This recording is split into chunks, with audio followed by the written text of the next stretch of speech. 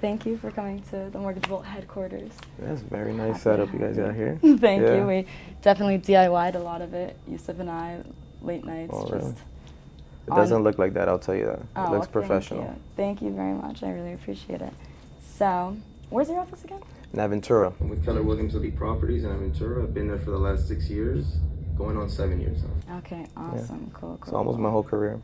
Cool. And do a lot of agents go into the office, or? Yeah, they were before. Now we do have just a few agents that prospect, because me and my team, the way I grew my business was mostly through prospecting, so we tend to go in the office more often. So we do our prospecting calls there, and then we head out. But I would say only about 20 or 30% of the agents use the office. Okay. Yeah, we have about 200 agents. Oh, wow. Okay, Yeah. okay. When you say prospecting in your office, you're just making calls? Yes, making calls to expired listings for sale by owners, yeah, canceled listings, setting appointments with them, relisting them, and getting the result that they want. Okay, cool. And so what percentage of your closed business deals that actually turn out come from that prospecting? It's actually, the funny thing is, it's been decreasing the last year or so. I've been getting much more referrals because of the last 4 years of just prospecting heavy and people just sending us referrals, repeat business, getting some high investor clients that have multiple properties. But I would say at least every year, on average, 20% of our business is from expired and for sale by owners. Okay, cool. Yeah, that's like how you want it to be. The longer you're in the business, the more you know, of your business comes from referrals, past clients. You're building more of a book. So Yeah, that is the goal, yeah, to get that repeat business and referrals. Cool. And so what percentage of your business do you think ends up getting worked on and just doesn't convert, or converts but then backtracks, like they have an objection or something like that? Yeah, with sellers, they almost have an objection because we're speaking to them when they're already not happy. They already work with an agent or two that did not get the property sold, so we have to come up and express more of our value to them. And sometimes the motivation is there, sometimes it's not there, sometimes it's things that we can work out or not, which in that case we'll just give them the option up front, hey, maybe you should just keep the property, which is, I think right before we started the call here, I was gonna send a message to a seller because they didn't want to go on a few offers the way that the market is, and I'm actually giving them that option. Hey, do you want to cancel and keep the property or rent it? But the way it works with expires and for sale by owners, if you were to convert them and get them listed, I would say most of them close because they were already motivated. So I would say 60% of those close. 40% can fall out with maybe they cancel or decide to keep the property or rent it or something like that. Yeah, I feel like being second in line can go one of two ways. Either it's like it's handed to you, or it's easy because they're already so disappointed with how the person handled it before you.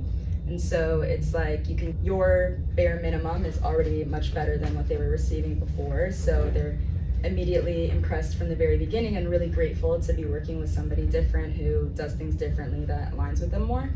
Or they've already got a sour taste in their mouth, so you're doomed from the start. You don't get that first impression because they've already got the first impression from someone else. So they're already skeptical, they already have spent a lot of money, they don't want to spend more, they have their doubts already. So it can be a win in some cases, but it can definitely be challenging. Same in our industry too. When someone comes from a failed deal, it's always a toss-up whether it's going to be awesome, we're going to save the day, they're going to love us, they're going to be super grateful, or they're just going to be kind of worried about the whole process, skeptical, a tough nut to crack, and make it a lot harder on themselves because of how it went previously. Yeah, and it's usually like that, and it's usually a very thin wall you would just have to crack to get them back into that state of being optimistic about the sale. But once you get through that, I think it gets easier. My mentor always told me, you always want to be the first realtor, the firstborn, the second spouse, and the third realtor. That's hilarious. Yeah. No, I never heard that. But I want to get into your mentor at some point, but I want to keep talking about that. So how do you build trust when someone is already on the defense with their guard up because they've already had a failed transaction already? You want to get to the bottom of what their expectations were, how they expected things to go, how did it go, anything that may give you some insight on what they were looking for the transaction or how they expected it to go. And then what I do is I take that and then I put that into their tailor-made strategy of how I want their property listed and sold, because it's not a one size fits all. We always have to communicate with everyone different, do different marketing, and remind them of what their motivation is really. Yeah. So I think it does take some time to get there, but once you start showing them that you are different from other agents, that selling their home is a priority to you, it tends to be easier from there. Yeah. Okay, yeah. And so what's the most common objection that you get? The most common objection I get is in this market is most likely the price. So it's like they want a higher price. They want a higher price, which is more of a condition rather than an objection, because there's a difference between a condition and an objection. Yeah. A condition is, hey, if I don't get 700K, I won't sell. So in that case, then that's a different conversation to have. But if it's an objection that is, hey, I didn't buy because my kid's school got moved from this area to that area, then we can adjust and see what other property were you planning on buying, how does that affect your decision making and moving forward, and just switch up the questions. I believe selling is not telling. I believe the more questions you ask, the more you dive into what they're looking for and their motivation, it changes the game. So selling is not telling. Yeah. So we're not on that? Yes. So we're not telling them what the market is, what they should do, how they want to move, things like that. We ask them deeper questions. So instead of telling them what we expect, spitting out what our value system is, spitting out what we do differently, we just start digging deeper into questions. What's important to you about this sale? How would this affect your family? Once you make this move, how positive would that impact be? Yeah. And that gets them more into their feelings emotionally, and it makes you more solid, and it differentiates you from other agents. Yeah, I think that's definitely the difference between realtors that are one size fits all with their clients. They're telling you based off my experience, but the way that you're framing it is more about them and making it a personalized approach. It's about seeing them and understanding them and what they're looking to do so that their process can be personalized, their outcome can be personalized, and it can be the best fit for them, because no two clients are going to be the same. Even if they've got the same exact life and the same exact story on paper, it's still just never going to be the same. It is, yes. I'm dealing with the property now. There's 5 sellers on an inherited property, so it's like you have to communicate with each one of them differently. Oh, yeah. So that's a whole totally different ball game, but just goes to show you that the way you communicate with different personalities is very different, because like you said, every person is different. It mostly goes by personality styles, which we also teach that at Keller Williams too, just more of an NLP, neuro-linguistic programming, and just really trying to be the best you can be at communicating with everybody. Totally. And do you think that there's a certain type of client that you just can't work with? Not necessarily that I can't work with. There are some clients that are tougher than the others, because I'm more of a driver personality, it's called, or personality style, so I'm more direct. I like everything fast-paced. I sometimes tend to miss small details because I'm moving so quick. Okay. And there are some other high-profile clients or high-status clients that they're CEOs and they're business owners, that they move the same way. But then, for example, when you're moving with somebody that may be more analytical, that they be more like a computer person or an accountant or something like that, they look at every small line, every small detail. Yeah. So it's something that I do have to shift on how I communicate and how I process their words and process their sale, because they want to see everything completely different, and they want to be communicated completely different than the driver. Yeah. They want more communication. The driver's like, just do what you got to do, let me know how it goes, send me the contract.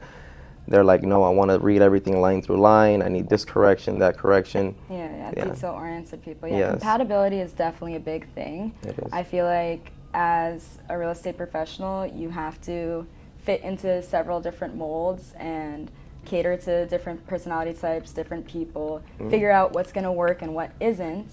And have you ever had a situation where the compatibility just was not aligning and the client just was not trusting you, there was no synergy, it was not really a partnership, it was more of a push and pull? Oh yes, absolutely. Yeah, there's have been a lot of times, and I've had to get used to that. Firing a client. It's letting them know that, hey, we're not the right fit. Your expectations don't align with either with what the market is doing or the way that we work or what we're trying to do to help you. So I think maybe you looking for somebody else may be the best. It took me a lot to learn that, because I always I'm the type of person that I want everything to work.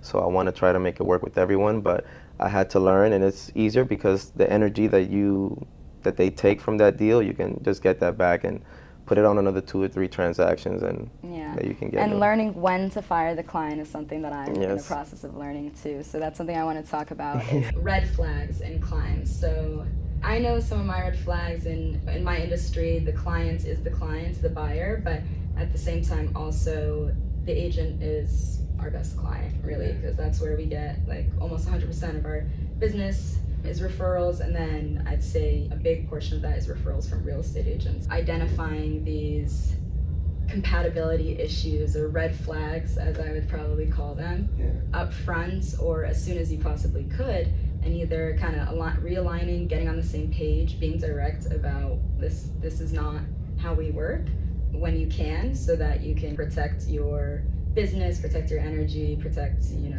your time, so that it's not wasted. So what are some of your red flags? Some of my red flags is if, for example, they don't respect my boundaries as far as times to communicate. They're coming in at times. If you miss one of their calls, they're already threatening to fire you or something like that. When you can see that, as you get used to firing clients, you start noticing the red flags a lot sooner, and you can make that decision to save you much more time. But my red flags is, one, if they don't respect the boundaries of my time, they don't respect the way I communicate to them, they don't respect the agents on my team or my staff, my TCs. Those are just some that I can just throw out there, but there are other ones as well that they can get much more personal. You can meet some crazy people in this business. You can All right, well, I'm gonna need some stories. Yeah, so protecting your energy is very important. Yeah, okay, so time is the biggest one for me, honestly, in just several different ways. The need it now client, that's a big red flag for me. So it's always the need it now client that's rushing you. They need it right now. They can't respect your process. They can't do things the way that it's always supposed to be done, and they don't understand why you do it that way. And they need it right now. And it's funny because those clients, when you give them what they think that they want, it's usually silence for 2 weeks. They're not going to pick up your call after that. So they need it right now. They need you to drop everything to do it for them now. But then when it's time for next steps, you don't really hear from them, or it falls apart. And then people who don't really understand, this goes for agents, for clients, and then also for lenders too. There's lenders that don't understand the difference between rushing and efficiency. And they think that doing things quickly makes them efficient, but it's sloppy. It makes you sloppy. Don't mistake movement for achievement. Exactly. And so there's a reason we do things and follow a process. And that's because we don't want things to fall apart once you're in too deep, once there's things on the line, your deposit's on the line, you've wasted a bunch of time, just the property's on the line, all those different things. And agents who kind of mistake confidence for over-promising might think that you're taking too long, or another lender might give out pre-approvals like Oprah, you got a pre-approval, you got a pre-approval, or give out quote rates without any context. Oh, they gave me a rate in 5 minutes, why can't you give me a rate? Because that's not useful, and that's not what's going to be best for you. Because if I give it to you now, you might take that information and be happy with it, but down the line, when it's actually relevant and matters, you're going to be shocked and disappointed when everything changes, because what you were told at that point wasn't accurate, because that's not the way that the process flows. Got to follow that process. And so, that happens a lot with agents who maybe don't understand the work that gets put up front, and don't understand that it's in their best interest, and this process exists for a reason, because we're trying to protect them and save them time. It's easier. It's easy. A lot of lenders who just quote rates, who just give out pre-approvals, that's easy. That's the shortcut. That's the easiest way to do it, so you can just get it off your plate and give them what they want, put the ball in their court. But a real professional isn't going to do that, because we respect your time too. We don't want to waste your time. Absolutely. That's how it should be.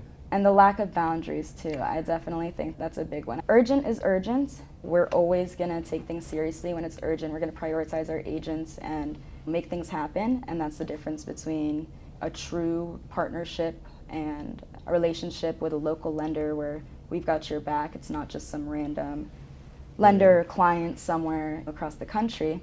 Urgent is urgent, but calling after hours for non-urgent things.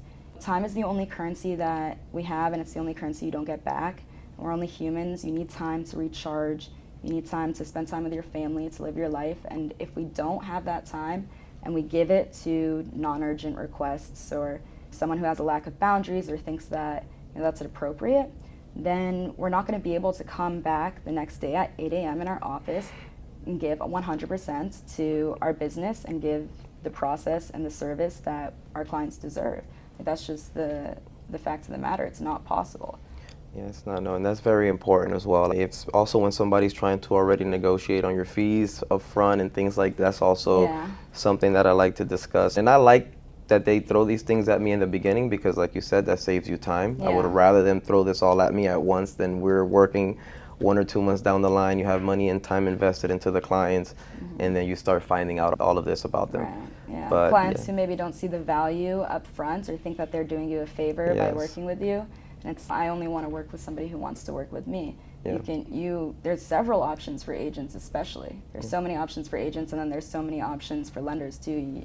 Our clients are getting calls and calls from these trigger leads, and I'm sure I get it. If you want to work with somebody else, go work with somebody else, but don't abuse my resources and take up my time and get my service. And then at the end of the day, when it really matters and it comes time for closing, or it comes time for you to actually hold up your end of it, of the partnership, this is too expensive. Like, we have to make a living somehow. Yeah, for sure. There's premium products, and that's not to say that someone should be price gouging or paying a much higher rate than the standard in the market, but someone who's going to argue with you from the very beginning about the value or about the cost of whatever service they're going to receive, they don't see that value, and that's going to just snowball into not respecting you or respecting the work you're doing, not cooperating, not seeing it as a partnership, and really understanding what goes on in the background and everything that you're doing for them, and thinking that, oh, I could just do it myself. Why didn't I just do this myself? Real estate agents exist for a reason. It's one of those lessons that they don't learn until it's over, which is unfortunate. It takes a failed transaction or a lost deposit or a traumatizing experience where they never want to purchase property ever again because it was just so bad for them to realize the difference. But that's a lesson a lot of people got to learn.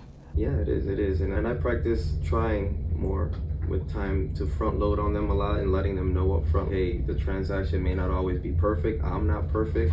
I just always will ask if, something's not going right, you give me the chance to fix it. If not, if you want to go somewhere else, that's completely fine. For example, when we work with our sellers, there's a lot of agents that charge like a cancellation fee. We tell them, like, look, we don't do that because we value our work and we value our integrity. So if we know that somebody does not want to work with us, we're not going to hold you to our contract.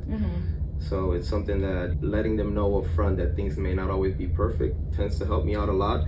And then they understand if something happens that, hey, we know that this can happen. If it's somebody reasonable to work with. If it's not, and it's somebody that just can blow up with those violating boundaries and things like that, somebody different that we can let go of right away. But people that are worth working with, when they are really nice people, we tend to do everything possible to make it work with them. Exactly. And real estate transactions are challenging. Things will pop up. There's no way to anticipate everything that's going to happen. But setting proper expectations is the only way to mitigate any of that disappointment or misplaced frustration or like mistrust with these clients, because they think that maybe you dropped the ball or that this shouldn't be happening. But setting those expectations from the beginning that I'm your ally in this, we're on the same team, we're going to work through the things as they come, but I don't know for sure. There's a big red flag with lenders, which, not that we haven't all learned from mistakes, but that shouldn't be a problem when you already know that it is going to be a problem. You don't want to tell people that shouldn't be a problem because you think that's going to win them over. You gotta just from the beginning let them know what we're getting into. That'll make them respect you and all of the energy and effort that you've put into solving that problem or preventing things from going wrong, understanding that it was possible, but because we worked together, we still came out on the other side, versus that shouldn't be a problem. And then when things come up and you need them to help out on their end and do what they can to make it work, they'll think I thought everything was good. Why'd this happen? Are you the reason this happened? Yeah, everything always falls on the realtor usually. Yeah, exactly. Yeah. And so have you ever had a relationship that, on that same note, understanding that there's so much that's out of your hands or things that can pop up and that things happen, the more transactions you do, the more you realize it's not an isolated incident and it's not somebody's fault necessarily?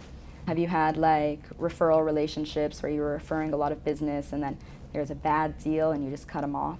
maybe burned a bridge, or the same thing happened to you. Yeah, yeah. I was about to say that, and vice versa. There's times that I've dropped the ball with the referral because there's just so much going on, and either may have had an urgency that I underestimated to either purchase or rent, whatever it may be, or list their home in that case. So yeah, there's been times that it's happened to me when I dropped the ball with the referral, and also on the other end as well when I referred a client one day that needed to move. We were selling their property here, and they needed to move out of state. And when we almost got to the closing table, they said that the other agent went ghost on them. They weren't able to find their next property after that. And it was an agent that we worked with before, and they were going through something personal. But I think the fact that they didn't communicate that is something that messed up the relationship a bit. So we want to make sure that everyone's dependable and do the best that we can for our clients. And that just goes back to nobody's perfect. And I always believe too, if you generate, you don't have to tolerate. So it's going back to some clients that you may not want to work with. It's easier to fire them when you're generating more and more business. Yeah, for sure. Because if you are not generating as much business, which is why we put a lot of importance on prospecting in our team, you will have to tolerate things from a lot of clients when you may either need the deal or you need the closing to happen. So having more deals coming in is actually better for you and better for your clients because it actually gives you more confidence and allows you to be more upfront with them because you don't have that need for a commission or anything like that. It's something that you can be straight up with them from the beginning and they would respect you more, like you said, and look more for your advice. Yeah, there's clients from the very beginning that think in that sense of, I could work with anybody, why should I work with you? And I respect that, that makes sense, but then it gets to a certain point where it's like, they may think that you're desperate for their business, but that's just never going to be the case. Those kind of deals can really just suck it out of you and just take your whole business down, honestly. But a lot of people are hesitant to make referrals, and me included, in the sense that sometimes the blame maybe falls on you when somebody drops the ball. But there's so much importance in working with people that you know and trust. And so when someone does ask us for a referral, we always want them to work with the people that we've known for years that do great work, that have 99% of the time delivered the best possible experience for our clients. But then there's that 1, 2, 3 times out of the 100 where something happens maybe out of their control or just something happens, and a lot of people are quick to say, I'm not referring anymore, I'm not doing that anymore. My brother really taught me the importance of sticking with those people, and the more transactions I do where I'm the one who takes the blame or I'm the one who is to blame, I realize that there's no scenario where it's going to be 100% perfect, and all you can really ask of people is accountability. And sometimes accountability does not mean personal fault. Sometimes it doesn't mean someone is to blame and there's no blame to be placed. It just means that you've got to step in and clean up the mess. And there's professionals who do step up and step in and clean up the mess, whether they're to blame, whatever the situation is. And then there's professionals who don't, who get on the defense and they're not really focused on what's the problem and where's the solution, how can we work on the solution, but more so pointing fingers or placing blame or relieving themselves of the accountability because their reputation or whatever it is that they're afraid of is going to happen. And so I feel really lucky that our referral partners, the people that we refer business to, insurance agents, title companies, inspection companies, things like that, those kind of professionals, we've got great relationships. And even when things happen, it's easy for us to see the bigger picture and see we've done 100 transactions with this person and they've never dropped the ball. So same thing. When things happen, we can just have a conversation about it, figure it out, and move forward and continue to be great referral partners. But that's the same with agents who say they need to refer 3 lenders. No, you don't. Yeah, no, not necessarily. You don't. You don't. Yeah, no, you don't have to do that. The buyer may be doing that regardless. But I always tell them, yeah, you're free to do that, but I know my lender will give you the best numbers. Talk to them first. And we work with some online leads too. So when they come in, and I'm sure you get online leads sometimes, and they'll be already speaking to multiple people. So it's not tougher in a sense, but you do have to make sure that you over communicate with them and not just express your value, but express your care, because we have also another saying that says the client's not gonna, they don't care how much, they want to know how much you care. So if you just show that you care about getting them the best numbers, getting them the best properties, and that you just don't care about the commission, things tend to work better energetically with you and that client, and they feel that from you. But we do also have preferred partners with our title companies. For example, we do a lot of transactions with them, and we had one that just went wrong because they ordered a survey late, and it's not something that we stopped working with them on. Yeah. It's something that we just adjusted. We communicated how that can be avoided on the next one and keep moving forward, because having vendors that you can trust and work with is very important as far as, like you said, like title companies, lenders, insurance agents. Yeah. We like to have a tight circle. At the same time, we always explore other opportunities as well. Yeah, for sure. The referring three of anything kind of notion to me is, as a real estate agent, you are the client's biggest ally. We are as well. We're with them for probably one of the biggest milestones of their lives, and we're with them emotionally, we're with them professionally, but sometimes, and your goal and your job is to do what's best for the client, right? And so you think that by giving them these three options, you're doing what's best for them by diversifying the risk, but I don't know if that's necessarily what's best for them, because I think what's best for them is not always going to be giving them options and burdening them with that decision and giving them decision fatigue, having to figure out, working it 3 times, applying 3 times, figuring out what's going to work. You have one person that you know is going to get the job done, is going to give an amazing process, is going to give competitive pricing, is going to be able to close the deal when there's a tricky scenario, or the condo is the way condos are, or the income is the way income is, or any of those scenarios. What's best for them is going to be encouraging them to work with somebody that you know is going to get it done, rather than saying, it's up to you, I don't want to influence you. Your position is to influence. Your position is to guide them in the right direction. So I always find it funny when agents tell me they have to refer three lenders, and they think it's in their best interest, but it's not either. It's in your best interest to refer somebody you know is going to, one, work well with you, going to keep you updated. Things aren't going to be silence until something's going wrong, and then still silence then, or someone who's going to make sure that the client is taken care of, and then also make sure the deal actually closes, because you're invested in not just that deal closing, but that relationship. So our every single deal that we do, it's not about that deal closing.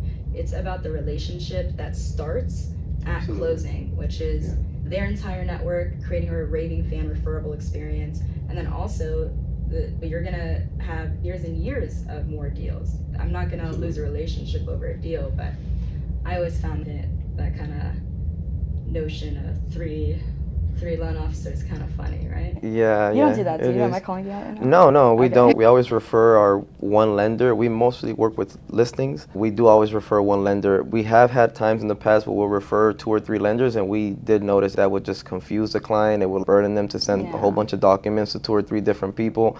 And in reality, they always just stuck with the one that we referred them first. Yeah. So they and trust having in your that sense. business with one person is pretty convenient and keeps things from slipping through the cracks, because you get all the updates all at once. You know how that person works, their communication style, and what's gonna keep things moving versus when you should start to worry about stuff. Absolutely, yes.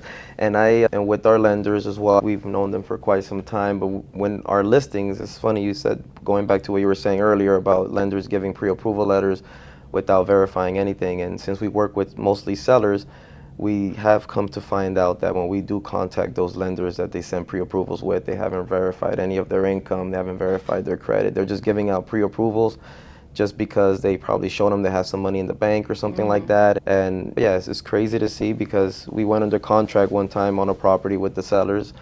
Our clients were the sellers, and the buyers came with the pre-approval letter. It seemed great, and when a week or 2 goes by and no appraisal has been ordered, and they end up saying that no, they don't qualify for the loan, it's frustrating. But there are a lot of unprofessional lenders out there, which is why working with a lender that is very reputable and that other agents work with is what I like to see, because if other agents are working with them, that gives me a good sign.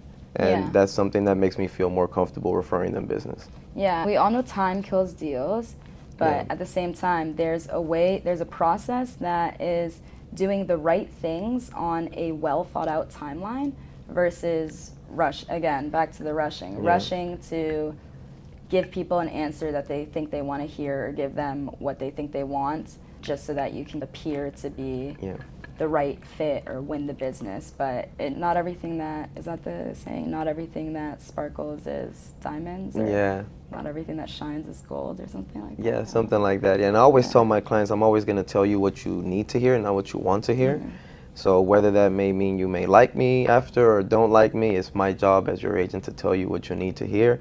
Going back to the call that I have to get on with the seller right after this, it will be a conversation of telling them what they need to hear, not what they want to hear, because many sellers now still have that expectation of how the market was 2 or 3 years ago or even last year, and it's completely different now, and not every seller likes to hear that you have to sell your house for much less than what you thought. I'm selling one of my properties right now, so I know what sellers are going through, and it's not good. At the same time, it is something that we just have to face the reality of and let them know how it is, and then give them options so that they can make their best decision, whether that may be keeping it, selling it, or doing whatever they think may be right for them. That's another red flag, I would say. So it's those difficult conversations. There's some professionals who are just allergic to bad news. And so that's with setting expectations and giving people the way it is realistically. But also when something's going wrong, it's just silence. They don't know how to have those conversations. They don't know how to tell you. It's like there's some people who don't know how to communicate when something is very essential to be communicated.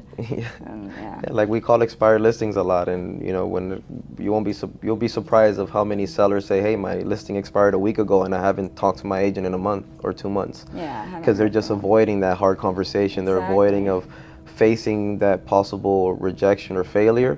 But that's something you have to get used to, not just in business but in life in general.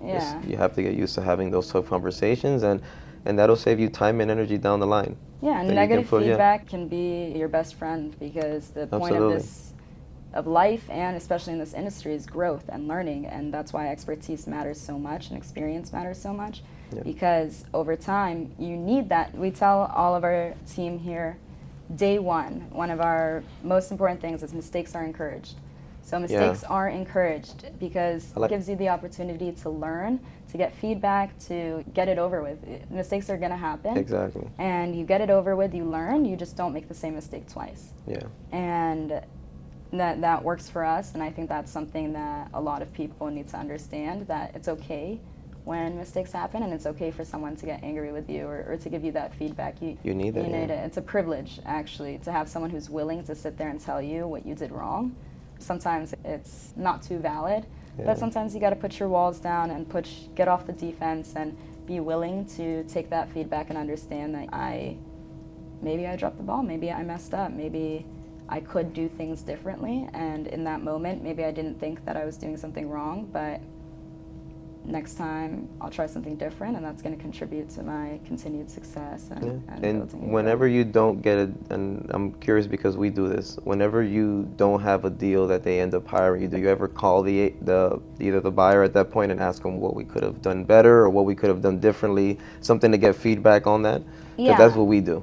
I always get good feedback, but no, I'm just kidding. But I think I asked you the first time that we met, I said, not about us because we hadn't worked together. So I do like to ask whether even if we've only had positive experiences together, I do always ask what is something that a loan officer or lender can do that would make you not want to work with them again.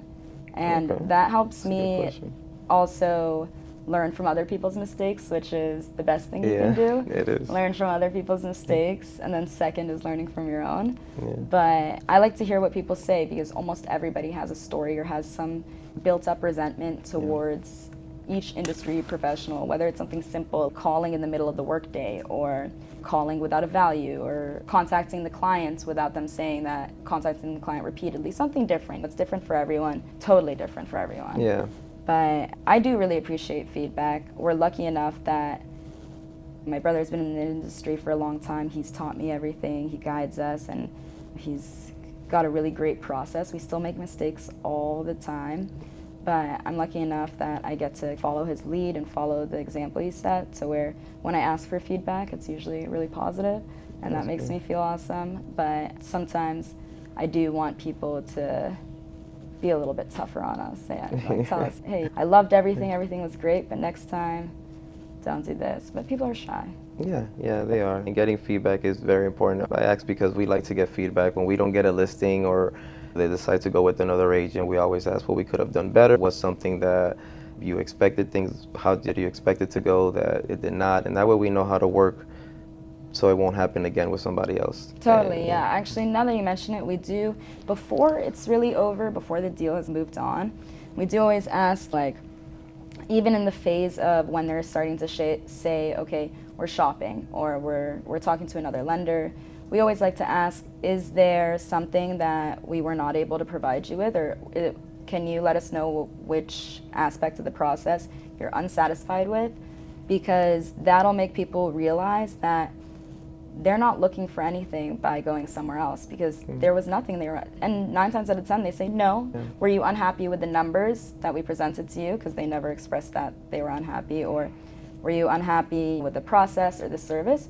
Usually the answer is no, and that's when they realize, oh, what am I searching for really? I'm trying to fix something that's not broken necessarily, or the grass is always greener, there's always something better. The fear of missing out, that's a big thing for everyone, that I have that bad, so I don't want to commit to something without knowing what else is out there. But sometimes just save your time, save your energy, and realize at the end of the day you're going to end up right where you started. We had something like this happen with an agent who was doing a personal refi. We gave him numbers. Oh, this is just a funny story. We gave him numbers, and they were great numbers. And across 6 months, he had 5 appraisals done on the property.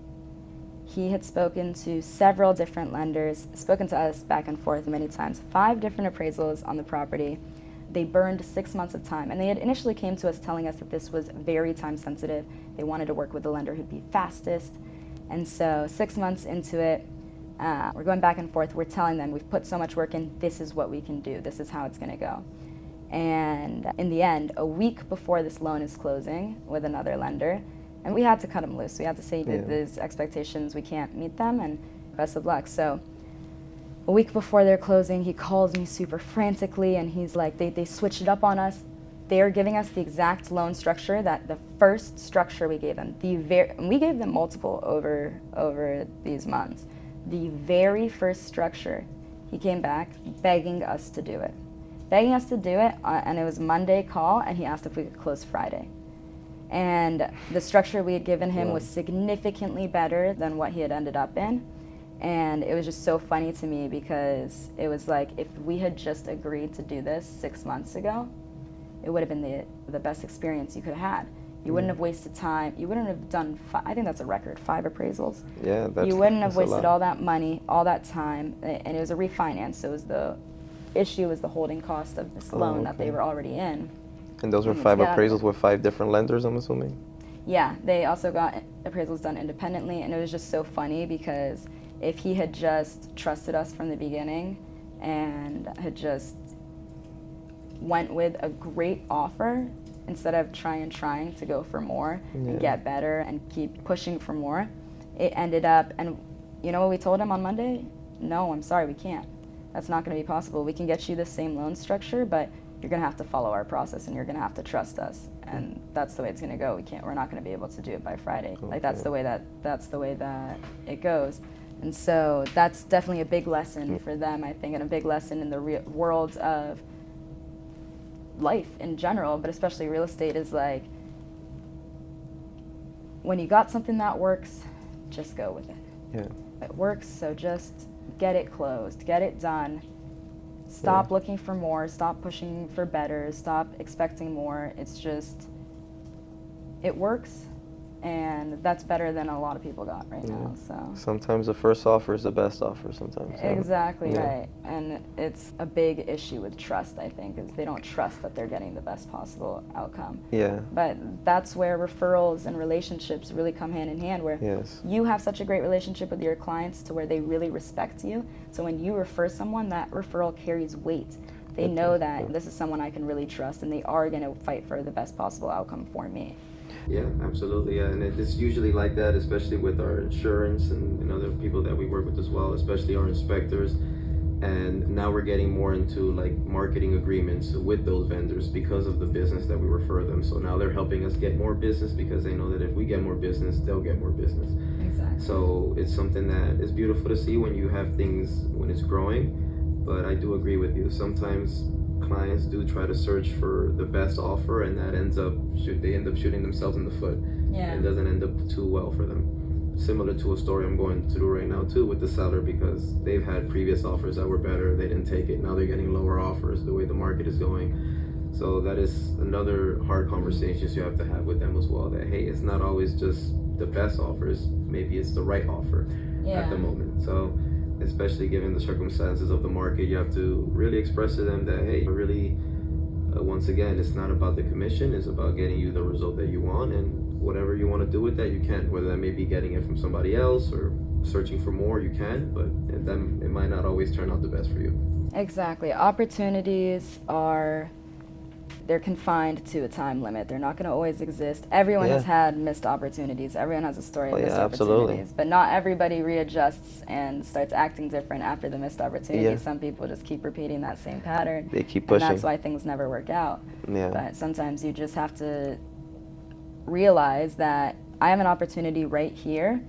This is as good as it's going to get. And affordability is definitely the big cloud over the real estate industry right now, and we can talk about so many different aspects of it: condos, assessments, everything, inflation.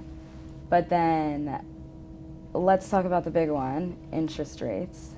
Everybody is talking about when are interest rates going to come down? When are interest rates going to come down? So do you feel like people are thinking that interest rates are going to come down? Do you think interest rates are going to come down? People think interest rates are going to come down, and I also believe they're going to come down. Do we know when? I don't think anyone has a crystal ball to that. But for the buyers that are waiting for it to go down, what I advise them is that if you're buying a property for long term, you're more safe than somebody that wants to buy a property now and resell it in 2 years. But as far as with the interest rates, that is affecting a lot of the home buyers. A lot of them are wanting to sit out, waiting for the interest rate to come lower. I tell them that, hey, that can shoot you in the foot as well, because if rates do come down, or when they do come down, because at some point we all expect them to come down, but prices will also be affected. So we're expecting prices to probably shoot back up if all the buyers come out of the woodwork, and that we're waiting for those rates to come down, or that don't qualify now with the high rates, but if it drops down 1% or 2%, now they qualify. So it's something that I do believe that they're going to come down. I don't know when. So what I'm advising my buyers is that you need to buy a house for you and your family. And that's really the clients that we're focusing on, people that need to buy or sell, not people that just have to have a want or want an extra bedroom or something like that, because it might not be the right market for them, especially if they bought a few years ago at a lower rate. So that's just the story that we're seeing. A lot of buyers are sitting out. The buyers that are buying right now with these interest rates are people that have to move. Either they sold the property and they need to buy, or their family's growing, or something that's more personal than them just wanting a bigger space or something like that. Yeah. But the interest rates is something that we don't know when they might come down. And maybe in the next year or two they can, but we're not painting that picture to any of our buyers. We're telling them, hey, that is what it is for right now, and if you want to get priced at that interest rate, what are they are right now? Is it a right time for you to buy right now, or would you rather wait? It's something that you have to have a deeper conversation about with them. But to answer your question, I do expect them to come down. It's just I don't see that happening soon. I feel like the correction that's happening now has to happen. As far as pricing, I feel that interest rates may have to stay where it's at right now for the next year or two, so that prices are just downward, so that way they can impact more on the affordability side. Yeah, I think that's a lot better of an answer than I think a lot of agents or people, just the general public, will say. People will say, the Fed is cutting rates, why haven't the rates come down? Shouldn't the rates be this? Or they'll pull up Google and look up the interest rates, and people don't really understand the relationship between interest rates and the economy. Yeah. And do you believe in manifestation? Yes, I do. Okay, so the way that I would say it is interest rates are manifested, mortgage interest rates, because not to like fear monger anybody, but the Fed cutting interest rates could actually result in mortgage rates going up. So it does not necessarily mean that mortgage rates are going to come down, and that's because the relationship between the Federal Reserve rates and the mortgage rates they're related, but indirectly, not directly. So what it really is, the relationship between them is about what people think and how people feel. So if people are feeling that the economy is improving and growing, and just that it's growing and that things are going good in the right direction, things are going to go good and in the right direction. So it's all about manifestation, right? So it's all about changing the way that consumers feel, and that's what the Fed cutting rates does. So when the Fed cuts rates and the cost of short-term borrowing comes down, the general public believes that inflation is going to calm, that the economy is going to start growing. And what does that do? That makes the economy start growing. That makes the 10-year Treasury bond, the rate for that, which is what actually really impacts mortgage rates, that makes the 10-year Treasury bond come down, which causes interest rates to come down. But then at the same time, if the Fed cuts rates and people feel like that is because there's a recession coming, or because or thinking that might cause more inflation, and they're fearful and people aren't buying the Treasury bond or aren't spending money, aren't continuing to work, just the way that people feel towards the economy is going to impact the amount of people who are buying the Treasury bond, and that's going to impact the yield. And if that's higher, then mortgage rates are higher. If that's lower, mortgage rates are lower. So it's a demand thing with the Treasury bond. For example, things like the job reports. So when the job reports come out, people are all talking about how that's going to bring mortgage rates down, but it could mean two things. It could mean there's a recession coming because not everyone has jobs and not everyone's going to be able to afford things, or it could mean that inflation is coming down and that things are going to become more affordable and the economy is going to grow. So it really just depends on how people feel. So what we really need is just to spread some positivity so we can manifest some great economy that's growing at a steady pace where everyone's thriving, and then we'll all get low mortgage rates and everything will be happy. Yeah, no, and I definitely believe in manifestation, and things will get better, but the market always changes. I believe we're going through a cycle right now. I believe it goes through a cycle like this every 8 to 10 years or something like that. My coach told me, and based on the last time when I first got into the business, it was similar to now. Rates were like around 6 or 7%. It felt very similar as far as more inventory, buyers wanting to hold out because of rates. So this is actually similar to me, because when I got in, I had to hustle and work with clients and have these conversations that I'm already having to have again with them. A lot of agents out there are saying date the rate, marry the property, or something like that. And I believe it that to a certain extent. At the same time, I don't want to paint them a fantasy of something that may not happen. Of course, we're not in the business of giving out loans that people can't afford or putting people in properties that aren't right for them. But the cost of waiting is almost always higher than the cost of buying. Yes. So when people are saying, no, it's too expensive, or I'm going to wait for rates to come down, like you said, that inverse relationship with prices and rates, there's no perfect scenario. It's never going to be the perfect time. The right time for you is going to depend on if you're qualified, if you can buy, first and foremost. Two, if you find the right property. That opportunity also is important. So when that opportunity presents itself, you found the right property, but the rate is just too high, that's when it's time to use the phrase date the rate, marry the property. Yeah, because it is. Those opportunities are few and far between for some people. Yeah, and then like you said, what you're trying to say is there's pros and cons in every market. You can either have high prices and low rates, or you can have high rates and lower prices.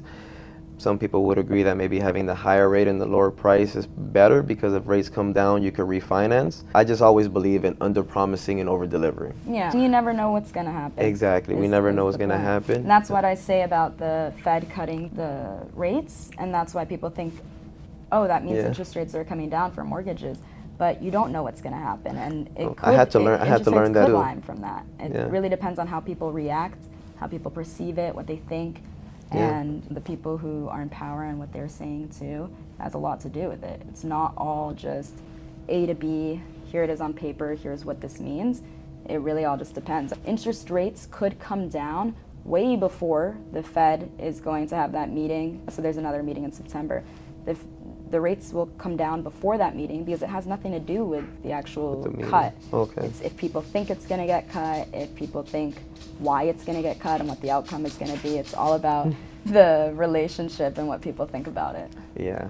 No, yeah. And that's, and like you're saying, the manifestation, I believe it will get better. Anyone that can buy right now should be buying instead of renting, especially if they're renting, of course, because we always believe as well, if you're renting, buying is much better than waiting and just spending your money on rent. And if the rates do come down, you can always go and refinance if the rates do end up coming down, which they always do. So you can always be ready to do a refinance. We just always want to make sure that they're buying at the right price, more importantly. Yeah, exactly. If rates are going to come down, if you expect them to come down, wouldn't it be better for you to buy and then wait to refinance versus in the case that if rates aren't going to come down, if you think, oh, they're not going to come down, so I'm not going to be able to refinance, wouldn't it be better to still buy now and get that rate because they're going to be going up in the future? Yeah, or if the rates do end up coming down, you may have now 4 or 5 offers on that property and paying 20 or 30 grand more than what you would have if the rates were still the way they were. Exactly. People should definitely take advantage of the prices the way they are right now. Again, I'm selling my own property. I'm selling it for much less than what I know is worth. Not much less, but less than what I know is worth. So I know there's buyers out there getting some very good deals on properties. Yeah. Buying at the right price. Everyone wants a deal, though. People got to be more realistic. Yeah, exactly. Everyone wants a good deal. I would say where the prices are now, or the way the market is now, is definitely probably as good as it can get, maybe, because once something happens with the rates, we are expecting prices to go back up and demand. So it's something that happens with the market. So I am telling buyers, if you can buy now, take advantage. If not, and you need to wait for rates to come down, by all means, and do that. But if you can make it possible now, it's always possible to do it now rather than waiting. And you buy a property now and rates come down, guess what? Your property has just appreciated in value so much more because when rates come down, the demand comes up.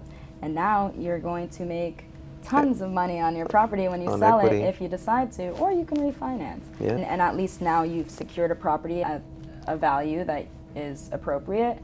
And you don't have to go fight and battle over paying, over asking for another property just for a lower rate. You're already locked in. Now you have options. You've got a bunch of equity. You've got a bunch of appreciation. You're secure. And you can sell and start over again, get a whole new loan. You can refinance, or you can just be grateful.